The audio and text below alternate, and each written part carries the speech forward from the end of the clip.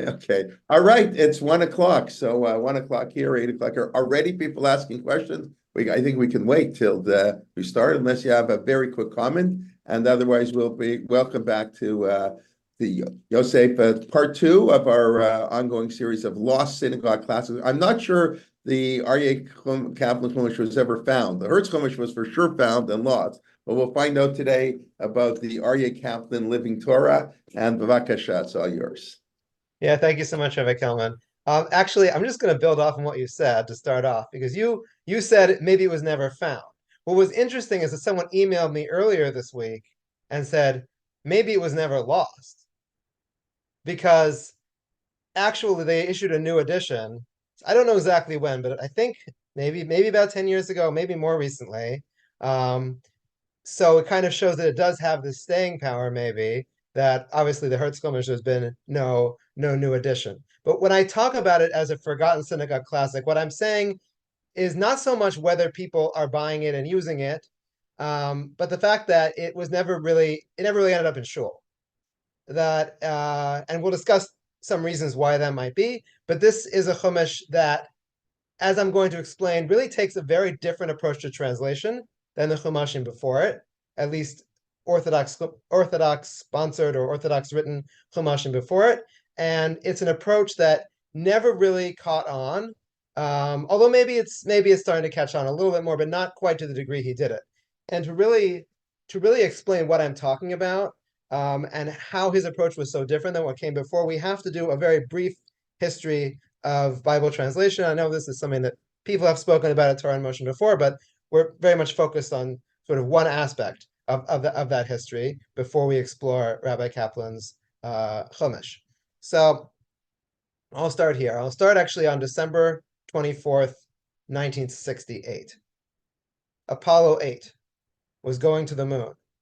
And for the first time, the astronauts there were able to, the spacecraft was oriented in such a way that when they turned around, they saw the Earth and they saw the Earth rising. And they took this famous picture called Earthrise. And at that moment when they saw this, they read, and this is what they read. They read, "In the beginning, God created the heaven and the earth was without form and void, and darkness was upon the face of the deep. And the Spirit of God moved upon the face of the waters, and God said, Let there be light, and there was light." So obviously they read from the beginning of Bereshit, from Genesis, because they were so profoundly moved by that image of seeing the earth at that moment. Now, let's imagine, though, that they read from Bereshit, from Genesis, but they read these words instead. First, this: God created the heavens and earth, all you see, all you don't see. Earth was a soup of nothingness, a bottomless emptiness, an inky blackness. God's spirit brooded like a bird above the watery abyss. God spoke light, and light appeared. Now, I think it might have ruined the moment. It's a very odd translation. What I just read for you was from something called the Message Bible, written by Eugene Peterson in 2002. He was a Presbyterian minister. He really wanted the Bible to be more colloquial or different. Obviously, when the Apollo 8 astronauts read from the Torah, they were reading from the King James Version, the most famous, the most well-known of all biblical translations. And what the tension that we're going to address throughout this year is not exactly between these two translations, but between these two schools that these translations represent: the literal versus the colloquial, or as academics often call it, the formal versus the functional. So let's talk a little bit about what this means and unpack this. So the story of English Bible translations really starts with William Tyndale in the early 1500s. He was the first to draw upon the original Hebrew in his translation. He himself met a sorry end. After opposing Henry VIII's attempt to annul his marriage, he was burned at the stake. But in his footsteps comes the King James Bible. King James I of England in 1604 brought together the Hampton Court Conference, which was a group of 47 scholars, all Church of England members, and they also went back to the original Hebrew, and they relied heavily on Tyndale, and this was published in 1611. And then after the King James Version in 1611, basically Bible translation doesn't move anywhere for almost 400 years, even in Shul. So We will talk about what happened exactly.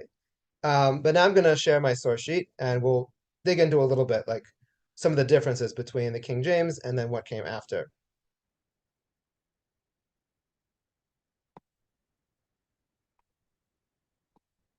Okay, hopefully everyone can see the source sheet.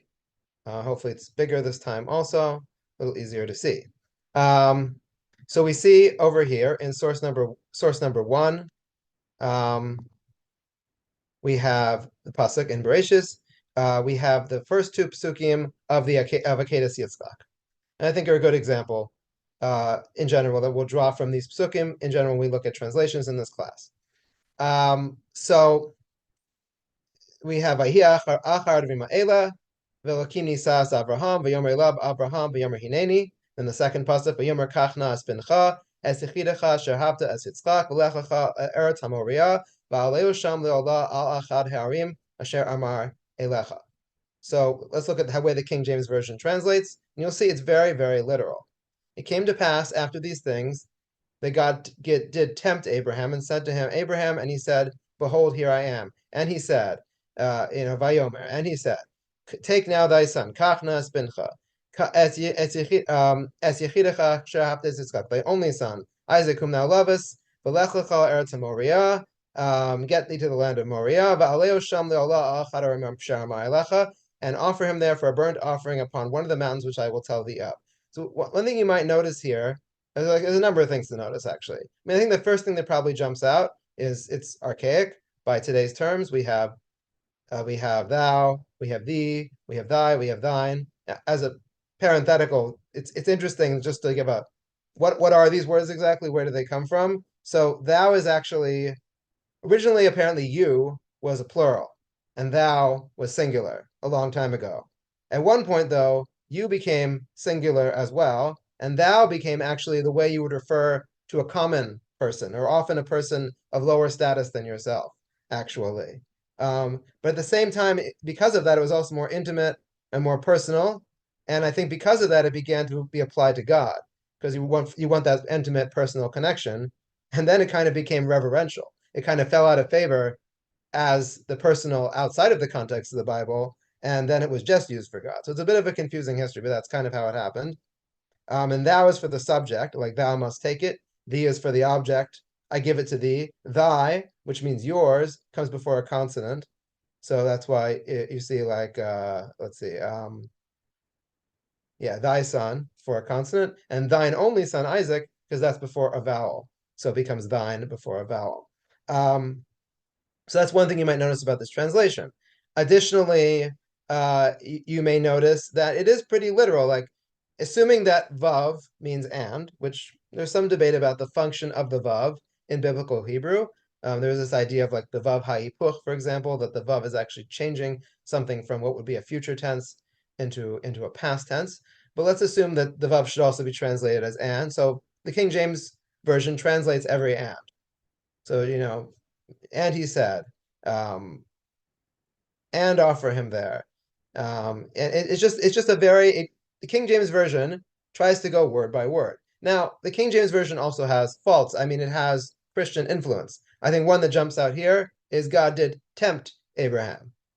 Not test Abraham, tempt. You have this idea this is like sort of like some kind of like satanic involvement or something like that. Satan is somehow involved in here, but yeah, I mean, this itself is maybe there's midrashic parallels to this too about Satan's involvement, or Satan's involvement in the Akedah, but without getting into that, it does sound a little more Christian to our ears, at least. I mean, I think more famously, there's various things that are explicitly Christian in the King James Version. Most famous might be when Yeshayahu talks about the Alma, the young woman, they translate it as virgin, which implies a virgin birth. Or even if at the beginning of the Torah, when they talk about Ruach Elokim or Achefes al Panei Hamayim, the Spirit of God hovering over the waters, they capitalize Spirit, making it sound like, oh, maybe it's like the Holy Spirit, part of the Trinity. So we do have those issues with the King James Version. Nonetheless, the first Jewish translations use the King James Version for the most part. In like the late 1700s, even the 19th century, they did make Jewish translations. David Levy made one that I think Hertz referred to in his introduction that we saw last week. There's someone, Michael Friedlander, who did one in 1881. They removed a lot of the Christian aspects of the King James, but mostly kept it the same.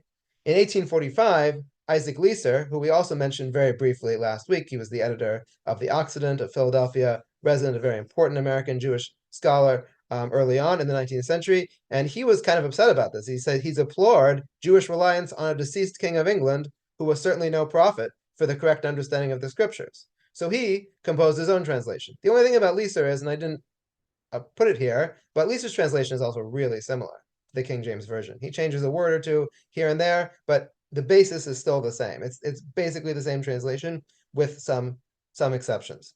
Then we get to 1917, and we'll go to source 3. In 1917, the Jewish Publication Society decided to come out with their own translation. And this is, they build this as the first sort of academic Jewish translation that really tries to revise things and tries to change things. It's the editors, or some of them were at JTS, some of them were at Dropsy College in Philadelphia, an important place of early scholarship. And the thing is that their translation is also really similar to the King James. They didn't start from scratch. They used the King James Version as their basis, or the other Jewish translations that were based on the King James, and they revised from there, but they didn't change that much. You'll see. I'll read it to you in source number 3. It came to pass after these things that God did prove Abraham. So we got rid of tempt, we got prove, still sounds kind of archaic today, and said unto him, Abraham, and he said, here I am. Pretty simple. Here am I.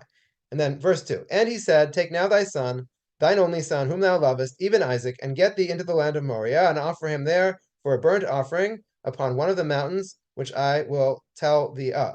And if you look back and source 2 at the King James in verse 2, it is almost identical. There are maybe few minor word changes, but we're not talking about a wholesale revision still. We're still talking about the same very literal kind of translation that follows the Hebrew word for word as much as possible. For its time, perhaps it was not archaic in language, but today the language sounds very archaic. So as I mentioned last time, the King James Version, the 1917 JPS version, it is what was used in the Hertz Chumash. And because of that, it went to synagogues all over. And we're talking in America, at least, and probably other places too, multiple denominations. We're talking Orthodox were using it, Reform was using the Hertz, Conservative was using the Hertz, and they were using it for a long time. So if I have to give a sort of summation to what I've said so far, it's that the King James Version essentially was used as the translation in Shul up until maybe 30 years ago, with minor changes. So this is like a translation with real staying power, and it has a very specific way of translating, again, very literal, very formal. And I think that's why Jews used it, because despite the few problems that we've talked about, the Christological references and stuff like that, if you take those out, if you correct those, it's a good translation. It matches the Hebrew. It's very elegant. It sounds, when we think of a translation, we think of the things that it says in the King James often. There's a lot of words in there and a lot of phrases that have kind of just strike us as biblical now, like sitting by the flesh pots in Egypt or something like that, the Seir HaBasar. Like, that sounds very biblical. I mean, it's probably when it was written, it's a kind of a weird term, a flesh pot, but sounds very biblical to us now. Things like that. Yeah. So this is really what was going on for a long time. And then in the 1950s, the Jewish Publication Society says it's time to do a new translation of the Torah, and really they eventually end up doing all of Tanakh. And this translation, they say, is going to be very different. This time, we're not going to the King James. We're not going to the 1917 JPS. We are going to do a thorough revision of the translation. We are going to start from scratch. We're going to go back to the Hebrew. We're going to revise. I'm not saying that earlier they didn't go back to the Hebrew, but this one, we're just not going to use the King James at all as our basis. We're going to revise the translation entirely. And they're going to be using things like archaeology and linguistics and other new developments in the field to inform their translation. But I think also very importantly, they want to make the translation more readable, more colloquial, and somewhat less literal. So if you look here in source number 4, I don't know if we can have the Hebrew on the screen at the same time. Let's see what we can do here. If it all fits, I can make it smaller, I guess, for a moment. Let's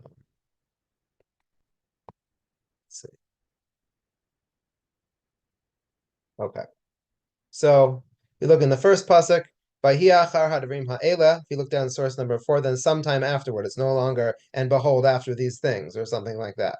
So a little bit less literal, a little more colloquial. Now we have God put Abraham to the test, more modern. He said to him, Abraham, and he answered, here I am.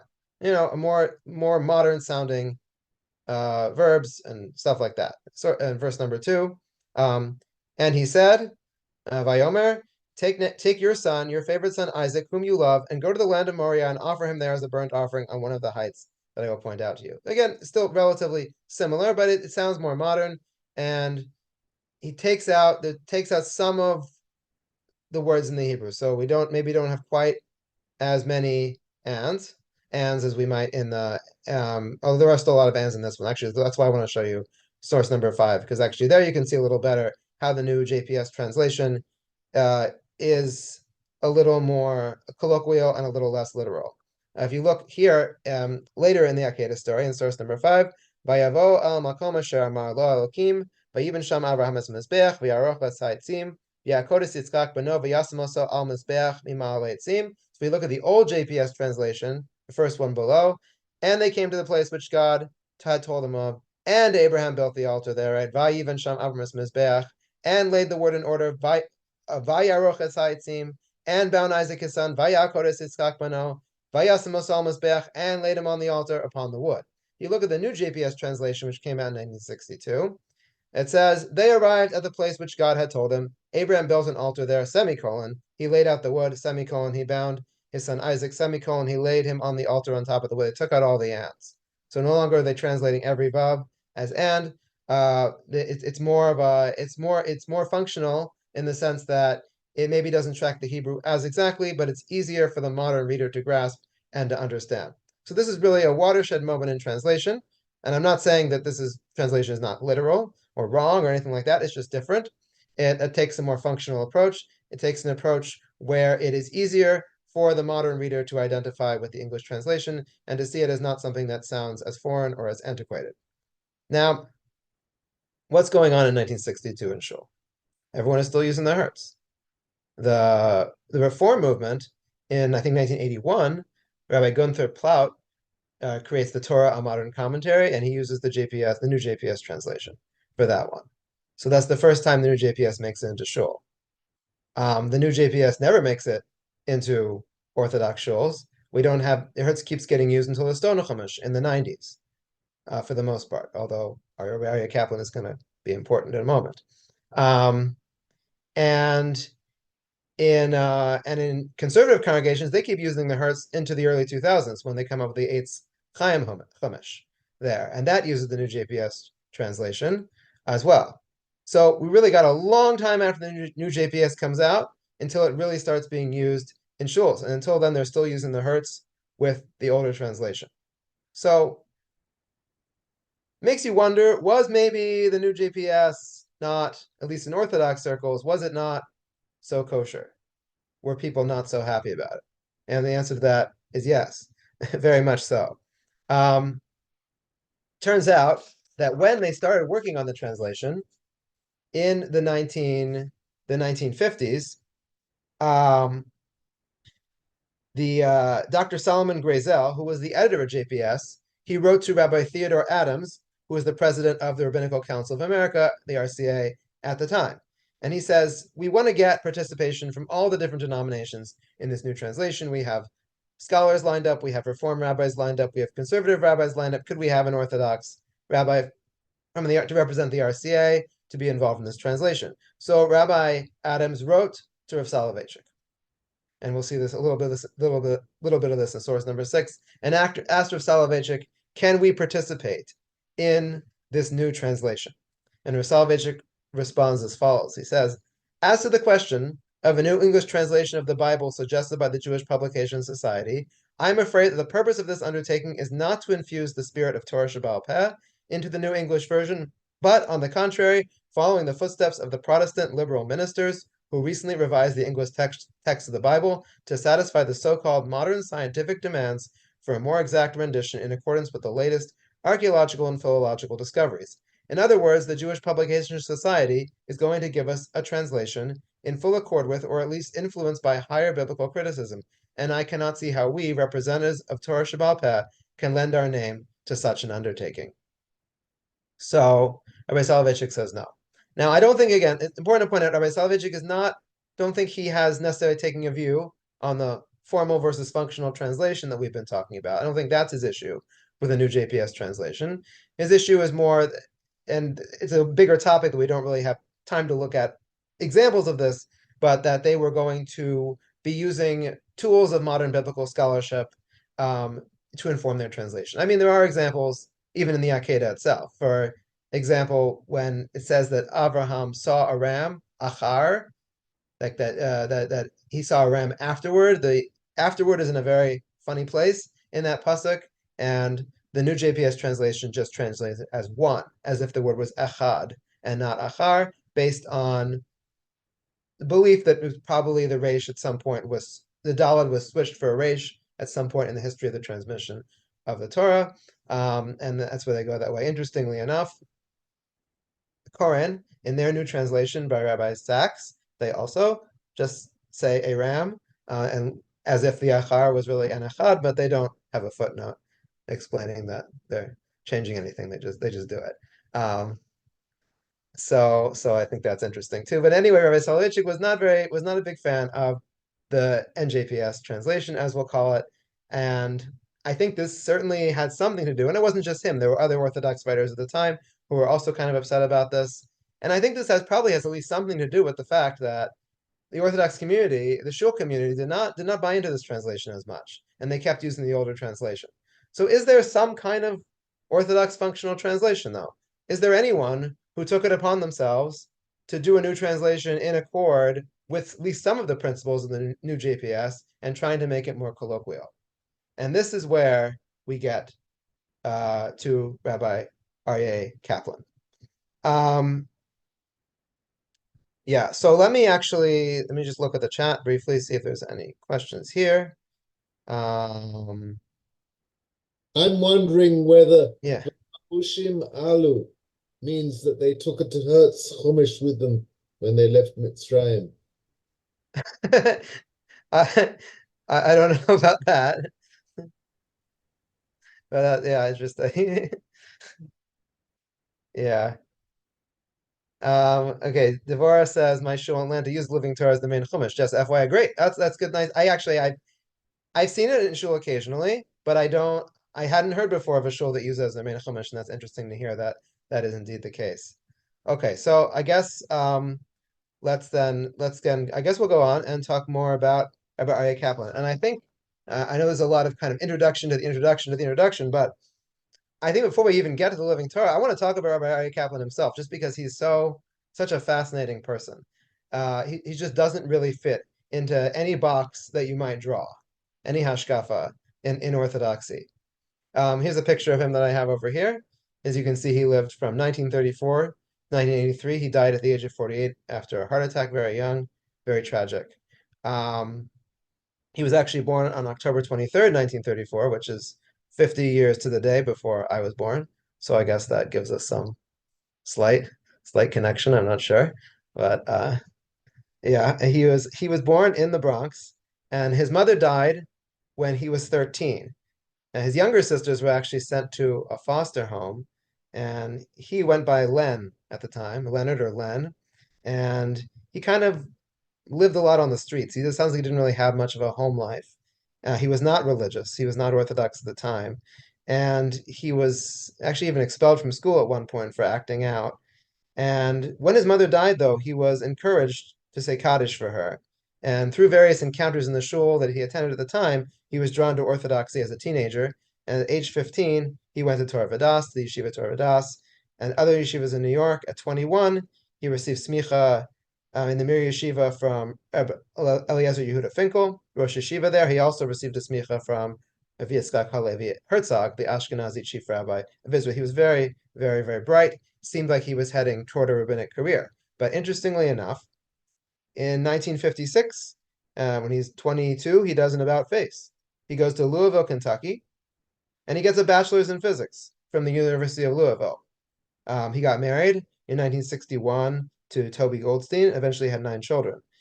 After getting his bachelor's, he goes to the University of Maryland, and he gets a master's. He gets a master's there in physics, and he's working actually for as a research scientist at the National Bureau of Standards Fluid Mechanics Division. And he was considered a very promising physicist at the time. And he published 2 papers in the field, but by 1964, by 1964, he's doing something different as well. And in 1964, he decides that God has a mission for me. That's what he later wrote in one of his books. And he switched from his scientific career to the rabbinate, which is what we thought he was going to do originally. But in the rabbinate, he's also not doing what one might expect. This is someone, again, who went to Torah Vodaas, the Mir, etc. He takes pulpits at conservative synagogues exclusively. Now, you might say many people at the time took conservative pulpits, Orthodox rabbis. So my understanding is, from talking to a grandson of his actually, is that that's not why he took conservative pulpits. We don't really know why, but his wife, Rabbi Aryeh Kaplan's wife, has been very adamant over the years that he just wanted to, basically. Maybe he felt it was a career opportunity, maybe something else. Did not seem like he was a good fit because he had 4 different shuls over 4 different years, all over the country, actually. He was in Mason City, Iowa, Blountville, Tennessee, Dover, New Jersey, and Albany, New York. And yeah, and that's from 1965 to 1971. And that's what he's doing. And it did not stay very long at any of them. And then he goes to Brooklyn in 1971, and then he just writes for the rest of his life, from 1971 until 1983. How did he make much money? The answer is he didn't. Apparently they were very poor. And he just sort of sat in a room and wrote for a lot of the day. He had some small jobs. He was a chaplain at Baruch and Hunter colleges for a while. He was the editor of the magazine of Orthodox Jewish scientists called Intercom. He also edited Jewish Life magazine for a while, and he was very, very big in NCSY. He was the director of publishing for NCSY for a little while, and he was always very active in NCSY conventions and stuff like that. And he was kind of an interesting, almost became apparently like a Rebbe on Shabbos, but a very different kind of Rebbe, not exactly to Hasidim, but to all sorts of interesting people who used to come through his home. Dr. Alan Brill has described it this way, that the underemployed Kaplan gave classes in his home on Shabbat and during the week on the deep inner meaning to reality to a variety of seekers, including the variety of modern Orthodox psychologists in the introduction to Jewish meditation, Jews on return from India, those who hung around Reb Shlomo Carlebach and Reb Zalman Schachter Shlomi, that is, and those who just crashed on his couch. So he's got all sorts of interesting people coming in and out of his house. He's teaching meditation and all sorts of interesting things. He was also a painter, apparently, and his artwork still adorns his house to this day. Just to give a little sense of like how smart this person was, I have a little excerpt here from his book on Jewish meditation in source number 7. It goes like this. This is him writing, I recall that when I was in yeshiva, a few friends and I decided to have a contest to see who could memorize the most pages of Talmud. For me, it was an interesting experience. The first page took considerable effort and time, perhaps several hours. As I continued, each page became progressively easier. Eventually, after 10 pages or so, I found that I could memorize a page after 3 or 4 readings. By the time I had gone through some 20 pages, I could memorize a page with a single reading. What had originally been extremely difficult had become relatively easy. My friends reported the same experience. I don't know who his friends were. I don't know if they were also able to memorize a page with a single reading after 20 pages, but it seems quite extraordinary, to me at least, that he was able to do this. Indeed, when he wrote, he actually wrote 47 original works between the years of 1971 and 1983. He used an electric typewriter. He would type around 200 words a minute. He never looked up his sources while he was writing. Later, he would verify them, I think, but when he was writing, he would just type from memory, including all the copious footnotes. If you've seen his books full of footnotes, he just banged it out, basically. When Rabbi Stolper at the NCSY asked him for work on tefillin, he completed a 96-page book in less than 2 weeks.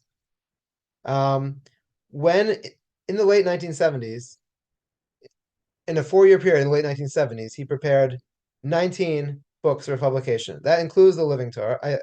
Living Torah, actually, Living Torah is a little later, but I think, yeah, but he completed the Living Torah in 9 months. And that includes, the entire work, all the footnotes, the maps, the bibliography, the index. While he was working on the Living Torah, he was working on other books too.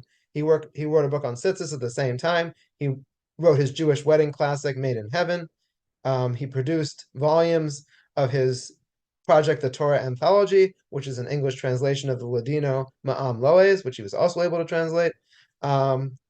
So just incredible how much he was able to do in his short life and how much he was able to do at once. I don't know, there's too many analogs in the modern period in terms of prolific scholarship like this in such a short period. I mean, maybe Rabbi Steinsaltz also certainly has a huge amount of works that he did over the course of his life, but I think there's something unique about Aryeh Kaplan and how he wrote. And I think if you've read his books, for example, they're very readable, they're very engaging, they're very down to earth. In his Jewish wedding guide, he's got not only it's a complete guide to the halachas of a wedding, but he's got all sorts of practical advice in there about when to schedule a date, how to schedule a date, how to deal with the in-laws, all sorts of different things. He's just a very, very down to earth, very conversational tone. When he has a lot of his works talk about very complex topics too. He talks about the nature of God, the meaning of life, and he does it in a very easy, very engaging way. And he also was really original too. It wasn't like he was only just copying other people's ideas. I mean, his stuff on Jewish meditation is really, I when I read the book, I was just blown away about how unusual this work was, to be honest. The way he's describing how meditation can bring you to these higher states of consciousness, and visualize and discover all sorts of things that you could never understand in a regular state of consciousness. And it's really just very interesting the way that he thought that prayer itself was all about meditation at one point. And the word kavana itself, he says, which we often translate as intention or concentration, he'll say, no, that's meditation. That's what people were doing. He'll point to the Gemara in Brachos that talks about the Chasidim Rishonim, that the early pious people, they would prepare a sha'a achas before a whole hour, or possibly an hour, maybe depends how you translate sha'a, before tefillah, and he said, what were they doing? They were meditating. So it's just very interesting how he interprets these sources. I think nowadays he's often seen as more part of the Haredi world.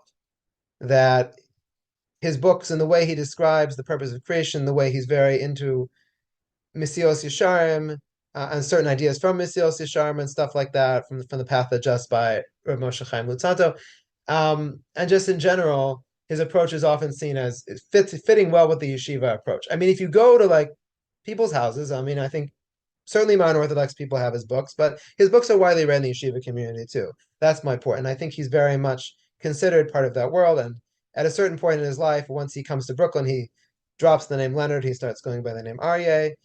He's dressing a certain way. His children certainly all very much learn in major yeshivas and are very much in that yeshiva world, Lakewood and Monsey and places like that. But he himself is really hard to pin down and categorize in that fashion. And just to give an example of that, I'll show you source number 8 over here.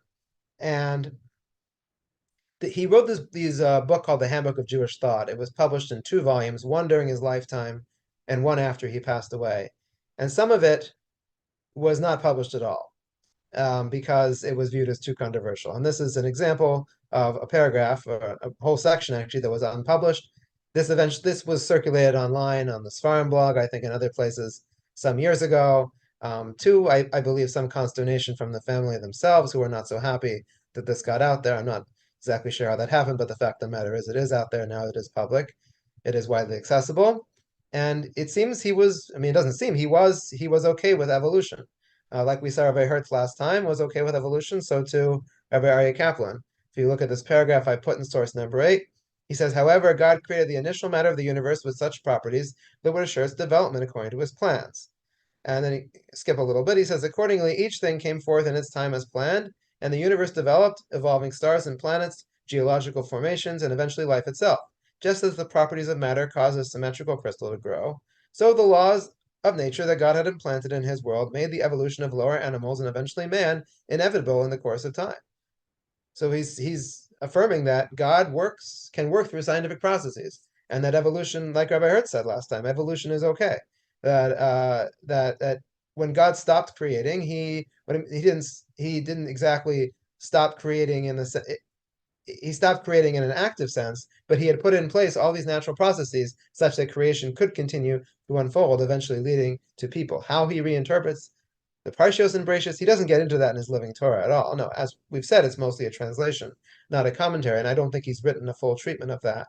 But he certainly had non-standard views about the age of the universe for the yeshiva community and stuff like that. So he was really, his background as a scientist, I mean, really led him to a lot of these positions, and he felt it was important to try to reconcile science and Torah and to accept science and not reject science. And he has, I didn't put them on the source sheet, but he has some very strong statements in some of his talks that he gave about how important it is not to reject science, and how science, if true, as proven, is something we contend with and something we deal with as Torah Jews and something we can accept.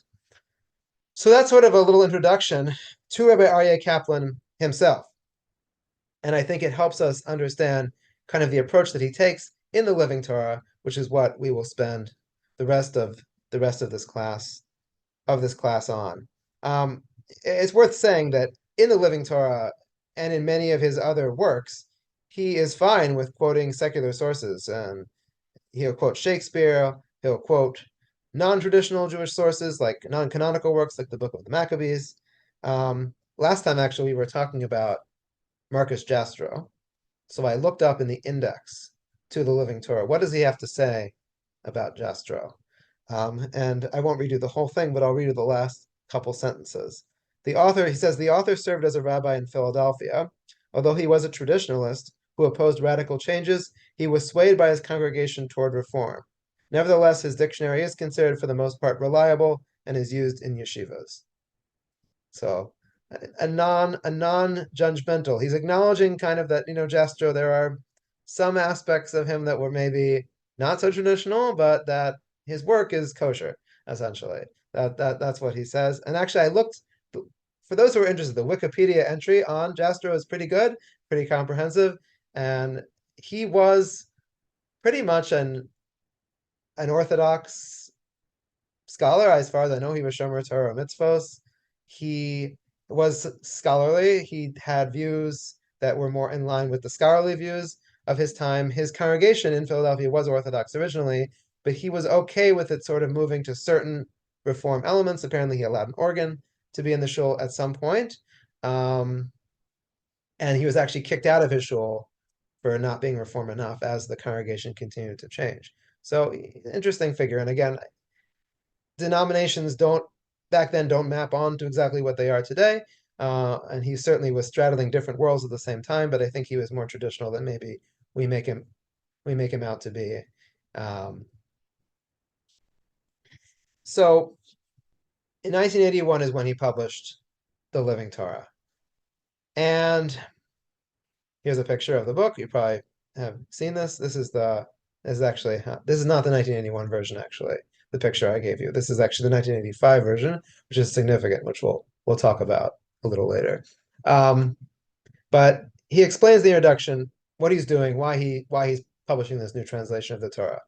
And he says, what justification is there for a new translation? What will this one have that others have lacked? Most previous translations of the Torah can be divided into two categories. Traditional ones are, for the most part, based on the King James translation, as we saw. Although superb scholarly work, this translation is not rooted in Jewish sources and often goes against traditional Jewish teachings, which is indeed why it was revised by JPS and others. Furthermore, the language is archaic and difficult for the modern reader, and this wasn't really corrected by the JPS translation, as we saw. Both of these shortcomings remain in most traditional translations. Although the modern translations may be more readable, they are often even more divorced from Judaic sources than the others. While archaeological and linguistic discoveries may be extremely interesting, they are not part of an unbroken tradition. There it sounds like he's speaking to translations like the new JPS, which we saw, that are more readable, but again, as Rav Soloveitchik pointed out, are relying on things that are not necessarily Torah Shebaal Peh, may go against certain aspects of orthodoxy. Although I should really say, actually, I should have said this before, that I think in the modern Orthodox community, despite Rav Soloveitchik's opposition to the new JPS translation, it's kosher at this point. Like, I think people use it. I think often people prefer it. I mean, when I was at YU, studying with Rabbi Chaim Angel, who's obviously a very frum and very traditional Bible scholar, he talked about how he thought the JPS translation was his translation of choice because of the way that it balanced, being academic and careful with being readable. So let's continuing with what Rabbi Kaplan writes here. He says another problem in translating the Torah is that of sentence structure. Clearly, the sentence structure of the Hebrew of 3,000 years ago bears little, if any, resemblance to that of any modern language. Therefore, if one slavishly adheres to the original sentence structure in translating, he will often produce a result very different than that intended by the original. At best, many passages will be difficult, if not impossible, to understand. So we saw a little bit already in the Akedah how the matching the Hebrew word for word, it's not as smooth as if you were to play around with the word order, the syntax a little bit. And then I just copied for you one more paragraph in the introduction over here. He says an example of idiom is the manner in which the Torah handles dialogue. In English, this is handled by setting each statement in quotation marks and beginning it as a new paragraph. There is then no need to repeat the name of the person speaking. In Hebrew, the same goal is attained by repeating the expression "and he said" before each statement. Translating this literally can be very awkward and repetitive. What we have done in a number of places is simply to translate "and he said" with a set of quotation marks. And this is a good segue into looking at some examples from the translation itself in source number 10. So actually, we're going back to the Akedah here. And as we'll see, Rabbi Aryeh Kaplan not only adopts the functional approach to the new JPS, but he takes it further than you might have imagined. So I just reprinted the pasuk here for you, and I reprinted the new JPS translation just so you can see the contrast. New JPS says, sometime afterward, God put Abraham to the test. He said to him, Abraham, and he answered, here I am. How does Living Torah translate it? After these events, God tested Abraham. Abraham, he said, yes. And that's it. So, as we saw in the introduction, dialogue. He's doing dialogue like you would do it in a story, an English novel or something like that. And he's not following the conventions of the Hebrew. But he feels that if we're going to translate into English, let's follow the conventions of how we do this in English. I don't know that anyone really goes, any other Jewish translations I've seen go quite this far in the way he takes this colloquialism to I guess its natural endpoint. But it's really interesting to see how he's really trying to create a very different type of translation than anything we saw before. Let's go a little further in the Akedah.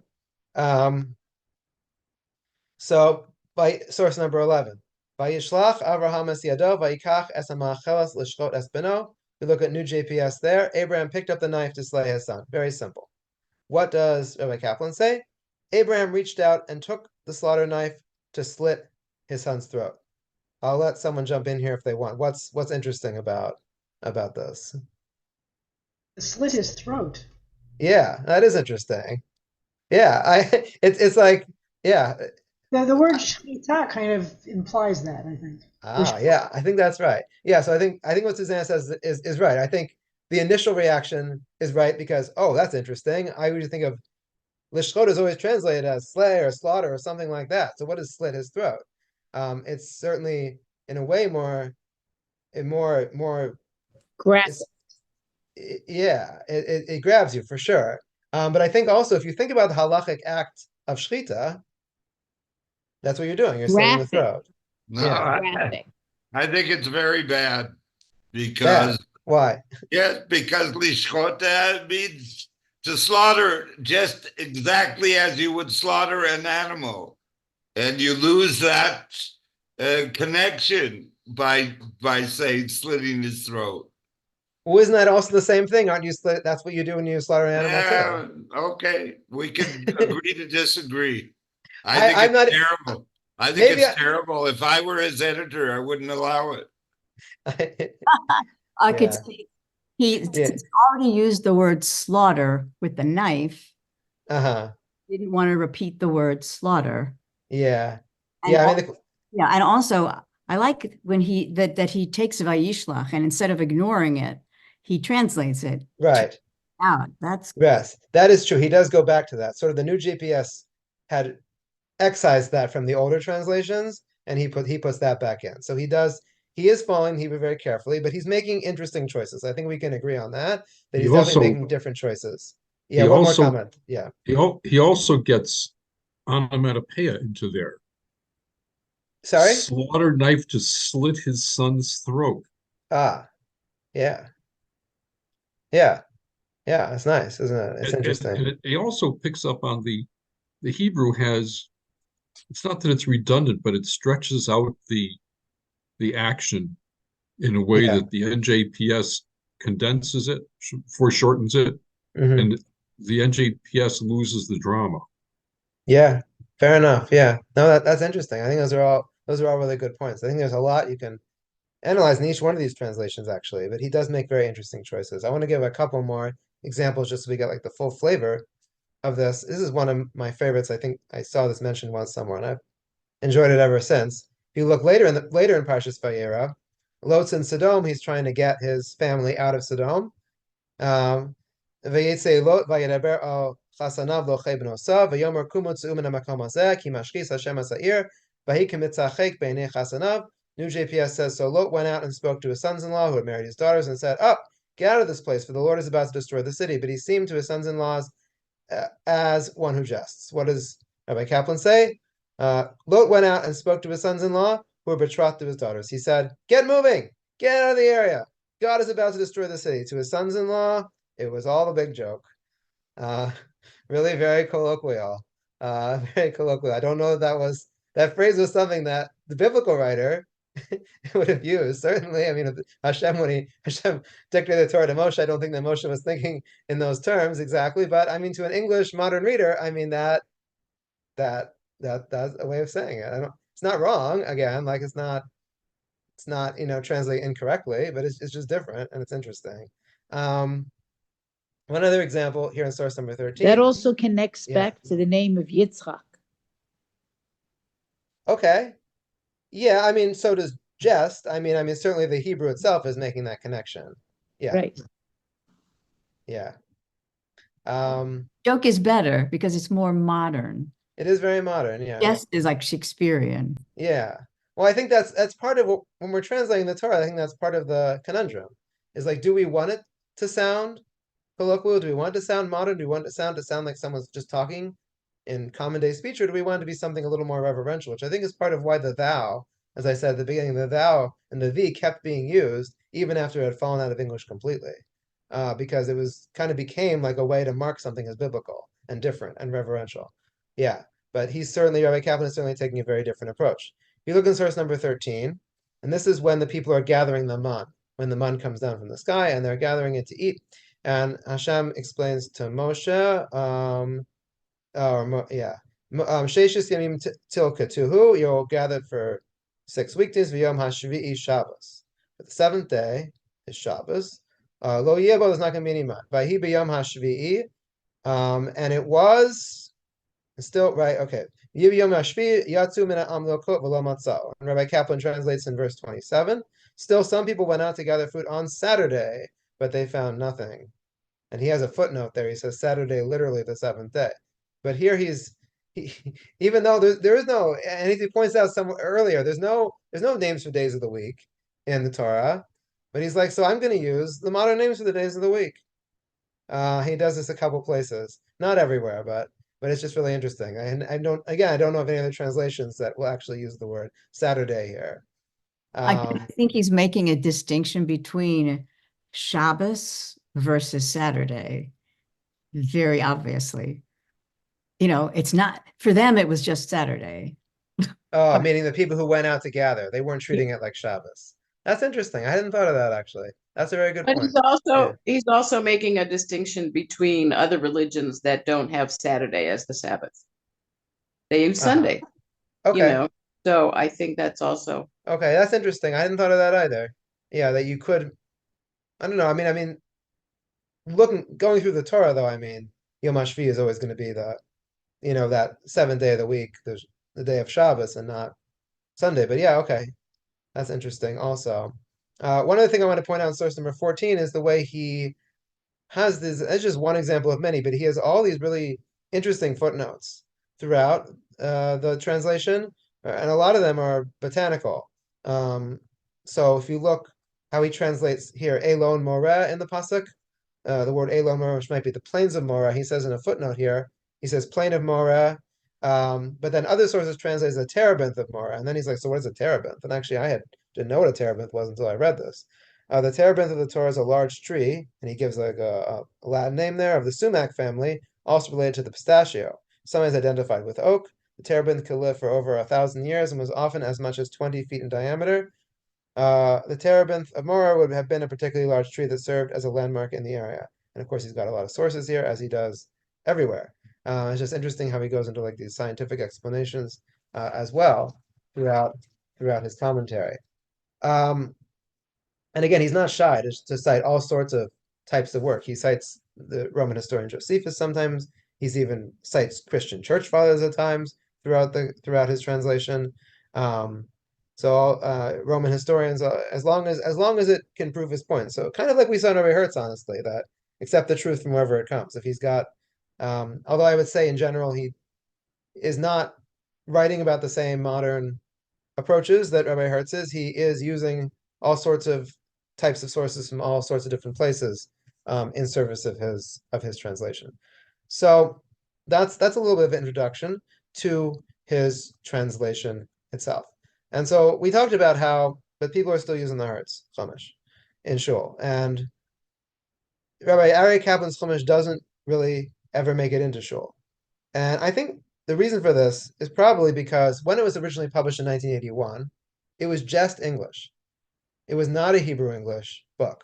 And it wasn't, in fact, until 1985 that it was published by his publisher in basically a Shul edition. You see, I found this, I was actually looking through the archives at YU at one point, actually looking at something else. But I found here this interesting advertisement from 1985, where it talks about how that the Living Torah now with the complete Hebrew text included. And in fact, in that 1985 edition, which is the one I have at home, it has the Haftorahs, it has the Hebrew text, so it can more readily be used in Shul. But at least when it first came out, maybe those critical years where it might have been more adopted, it didn't have the things you really needed for Shul. It's interesting that in the new edition, the second edition, which they put out more recently, they changed the format of it, so it looks a little more Shul Chumash also. It has Targum Onkelos, for example, in the newest edition. It has the footnotes don't look as much like footnotes anymore. They actually look like a commentary, like a line dividing it and a commentary below. So again, that might be all part of this idea of trying to bring it in line more with other Shul Chumashim. But look at the prices. And then more, in his introduction, he talks about that. okay. The English edition is only $20, suitable to buy as a gift for kids. He talks about that in his introduction. Okay. Mm-hmm. Yeah. Okay. Yosef, Yes. so I have my Living Torah it says copyright 1981, not Yes. 85, and it has Hebrew and English. Right. So I think though, if you look inside, it will also say Tafshin Mem Hey. It has his introduction, 23 Tammuz 5740. Right, but I think there's a Hebrew page I think there that should say Tafshin Mem Hey, 1985. I think. Oh yeah, it does say on Okay. the Hebrew page it says that, yeah. Yeah. So when I saw that initially, I thought, this must be a new edition, and it was only done in 1985. When I saw this advertisement, this kind of cemented it for me that it was not available. I'm pretty confident in saying it was not available in Hebrew English before in 1985. Yeah, so let me just say a few words of conclusion here about I this just Chumash. wanted to show you the one I use is 5 volumes Okay. of the Living Torah, and I bring it to shul. Oh, nice. Okay. Maybe I'll see you there with it. Yeah, so yeah, interesting. I don't think I've seen that one before. So we've seen that again, we saw that some people shuls do use it and some people do use it in shul, which is great. As I said, it's a very different approach. I don't think it really won out though. As I said, like people kept using the Hertz pretty much until Art Scroll. And Art Scroll is doing something very different. And we are going to talk more in a later class about Art Scroll's approach to translation, at least a little. But Art Scroll really very much goes back to the formal translation. Art Scroll really tries to translate each word of the Hebrew in English precisely, and then actually try to keep the syntax or the word order as much as possible too, even if the English doesn't sound so good. And we'll see some examples of that in the Siddur in a later class. But I think it's a very different approach, and I think it kind of makes sense. What we saw last time about the Hertz Chumash, that one of the reasons it fell out of favor, not the only reason, but because it quoted a lot of non-Jewish sources, it dealt with academic issues, and the yeshiva-educated Jew wasn't as interested in that. They wanted something more traditional. And I think a yeshiva-educated Jew might also say that they feel better, not everyone obviously, but might feel better served by a more literal translation, one that follows the Hebrew more closely. Because the point then is not to create a nice reading experience in English, but just to illuminate the Hebrew. Like I'm mostly relying on the Hebrew. I'm going to look here and there for a word to, if you're saying seeing the Hebrew as primary, what Kaplan is doing is really trying to create something that can be read in English, and it's a different approach. And I think it's sort of an interesting window into what the direction American Orthodoxy went. We kind of this functional translation never really caught on, and we went back to the more formal translation of Art Scroll that really keeps the primacy of Hebrew. And in subsequent classes, when we talk about the Siddur, we're going to deal a lot with this issue about when we're making a translation of the Siddur. Should we make something that sounds pretty in English, or should it really just be a way for someone unfamiliar with the Hebrew to understand the prayers? And I'll stop here, and let me just look at the chat, and then if there are additional questions after that, I can take them. It borders on commentary and sometimes goes over the line, and that's the issue. Well, you can say that about Art Scroll too, very easily. Yeah, I mean, certainly. Okay, let me just address that in a second. Let me just look at the chat first, and then I'll get back to your point. Okay, someone says their brother was in Torvadas at the same time, 1949. Very interesting. Okay. Adding things in square brackets is inappropriate. Eve says it's not translation, it's commentary. Yeah, I mean, this is like a big topic. Yeah. Yeah, no, this is a big topic. I mean, there are translations now of the Torah that you look at the new Steinsaltz translation of the Torah, for example, and the English version, and he's got the literal translation of the Hebrew words bolded, but then he's got a whole interpretive commentary in line with that translation that kind of makes for seamless reading experiences, but is also adding in a lot of words, and it's a very different approach. And I think many people will feel that's not very literal, but that is what he does. And I think it's happening more and more that translators are kind of adding their own gloss to the text. Deborah, what was your point before? I want to address that now. No, my point was the shul that I go to uses the Living Torah as its main chumash. And my point, I don't know if I made that in the chat, but what I wanted to say was that I go to shul every morning to Hashkama because my granddaughter, who was just bat mitzvah last week, so I missed the class last week, we sit and we read this every Shabbat morning, and she is glued to the English translation. It's readable to her. It's very understandable. So she's doing pretty much as close to Shnai Mikra ve'echad Targum as she can on Shabbos morning in the middle of laning. We'll follow along with the Aliyah, and then she will stop and read the translation.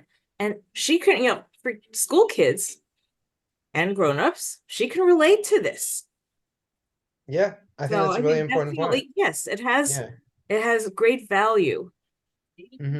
Yeah, and I think I want to make clear that I'm not saying that one approach to translation is right and one is wrong. They're just different. And I think it's interesting to see which one became more popular and which is less popular, but I think they both have value and they're both important. for different audiences. Yeah, I don't know when my shul was founded 30 years ago. Okay.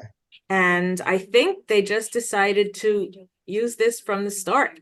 I don't know why I wasn't here 30 years ago, but it's worked for them. Yeah. What was the original Targum? It was a translation.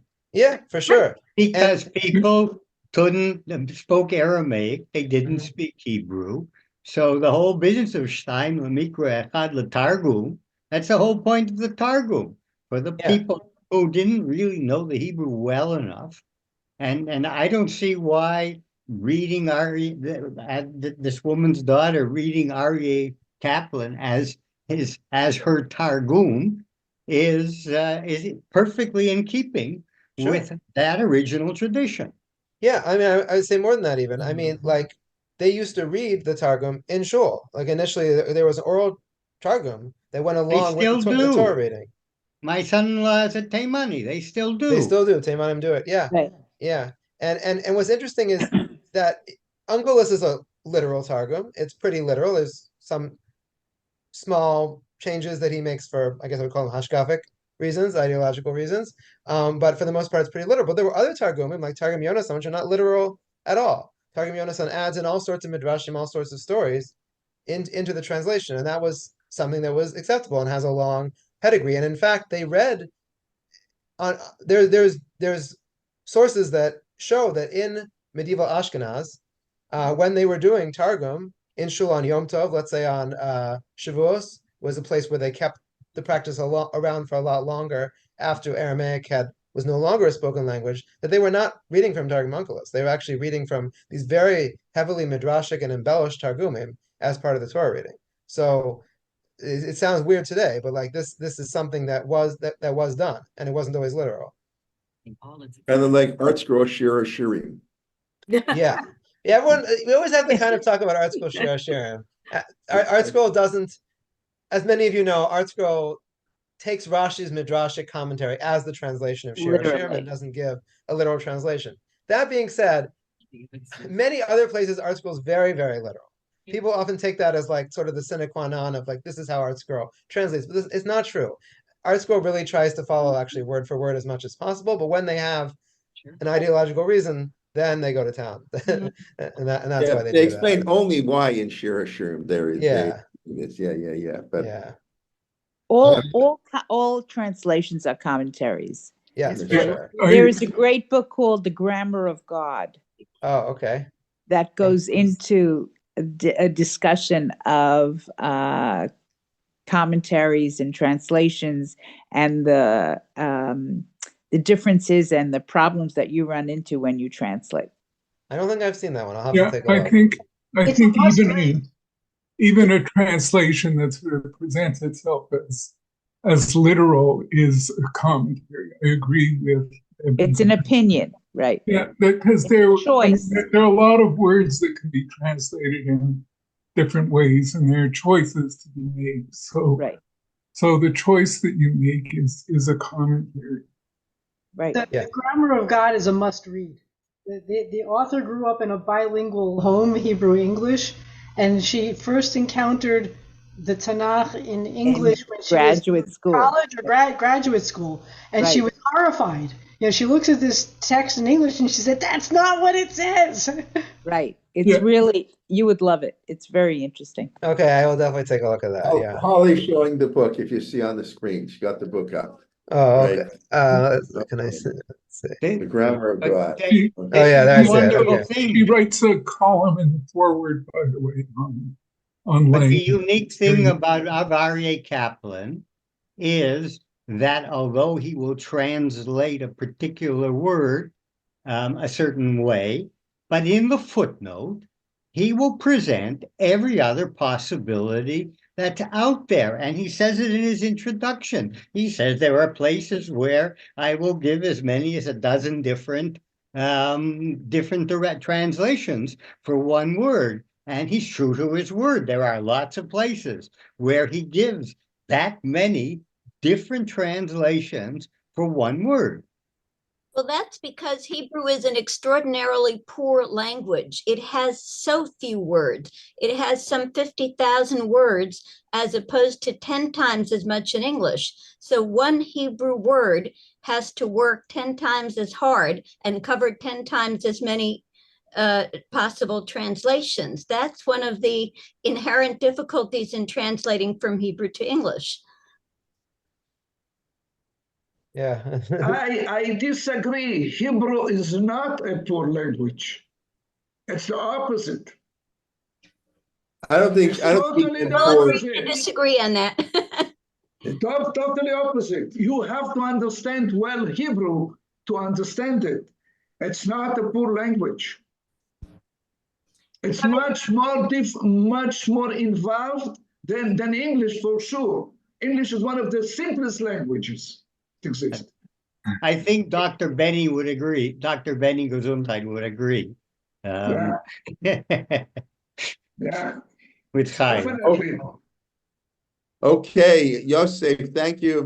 Next week, the Adler Machzer. Is that the old Adler, that just the Hebrew, the old fashioned from the American shows used to use 100 years ago? It's not just Hebrew. It's a translated Machzer. Okay, fine. Okay, Yeah. so that will the Adler, that will be next week. Yeah.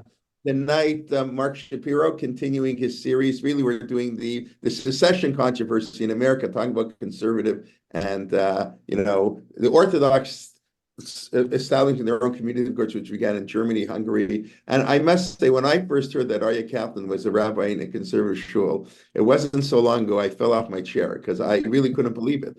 And I looked it up, and like 3 different conservative shuls. And I think NCSY, from what I understand, wanted to grab him because they knew he was brilliant and extremely talented, and they wanted him in the Orthodox movement. So they, he didn't shape himself up. But, sometimes you go, that's it, your career is ruined because, you left. But they want him back to, it's just, you're right, you cannot classify him. Like all great people, you cannot classify them. Yeah. Mm-hmm. But that was quite, I think it's for many people who haven't heard, it's quite shocking to think that Aryeh Kaplan, it's already in the 60s, late 60s or early 70s, I think even. So, that's unusual, 50s, 60s, okay. But yeah, it is so unusual. Yeah. I don't know if you've had Dr. Alan Brill teach classes or not. I'm sorry, Doctor who? Have you had Dr. Alan Brill teach classes for Torah? No, Alan Brill and I were in YU together, and I haven't spoken with him in many years. He's done a lot of the research on Aryeh Kaplan, so if you ever want more information on him, he's the source to go to. Yochanan Claire, is that your hand up from before? You want to say quickly? We'll give you the last word. Okay, thank you so much. Wonderful lecture, as always. I posted in the chat and in the notes a essay that is not published yet, and I would very much like to hear the feedback from Rabbi Yosef and Rabbi Jay and all scholars in the room. It's about a very controversial topic, the most controversial Chumash in Jewish history. It was also the first modern Torah edition. It was published in the 1780s in Germany, known as the Biur. Mendelssohn. Okay. So, you didn't put the. I'm sorry. Go on. I put a link in the chat and also in the I don't notes. see the link in the chat. Maybe I'm missing. I don't see the link in chat. But I will say that Marty Lukshin gave a series on, I think we called the series Commentaries They Don't Teach You in Yeshiva. A couple of years ago, some of you may have been there, and he spoke on the Biur, and he spoke about Mendelssohn's translation, which, yes, was extremely controversial. Okay, there I see. Okay. I put it in the chat for people. Yeah. Yochanan, I'll try to take a look at it and get back to you. But yes, thank you. But if you want to listen to that, you can go look in the archives under Marty Lukshin and can listen to this talk. I think it was actually 2 talks on the Biur and going through how we translated and etc. I find it on the Torah Motion archive. If you send me your email, I'll try to find it. Go to the Torah Motion under Tim Torah and just type in either Lukshin, LOCKSHIN, and you'll get all the talks by Marty Lukshin, and you'll see their Biur. Yeah, I just wanna not forget the main point. the essay that I posted has also letters by Rabbi Biyom Shlomo Hamburger, the greatest expert on German Jewry. And it has also a long letter by Professor Schneur Zalman Leiman from Yeshiva University.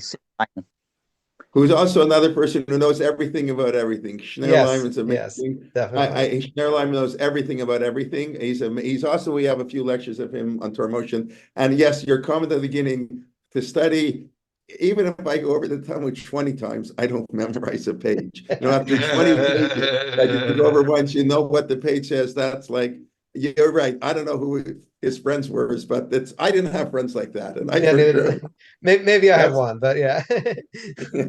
That's pretty amazing. But no, there are people like that. Yeah. He was. I don't think you mentioned he's in who's in American physics. He was like a that's questionable.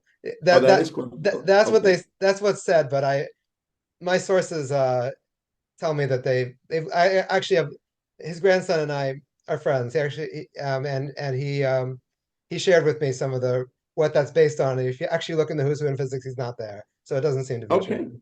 Yeah. But he's still new. Yeah. Anyways. Okay. Please God, we'll see you next week. Like I mentioned tonight, 8:30, Mark Spiro. Everybody's invited. Tomorrow, Rabbi Schulman, all our classes during the week. Parsha this week is by Dr. Rivka Schwartz. Always interesting. And all our regular shirim. So as I say, the price for admission is to invite a friend who doesn't come to class. We're going to have to start charging that. We're only going to let you in if you tell me who your friend is, who you invited to come and join us. So please do so. And we look forward to learning with you in the future. Is here good news and all the best. And have a good day. Thank you. God. Okay. You. All the best. Thank Thank you. you. Thank you. Yeah. Okay. Bye-bye. Yeah.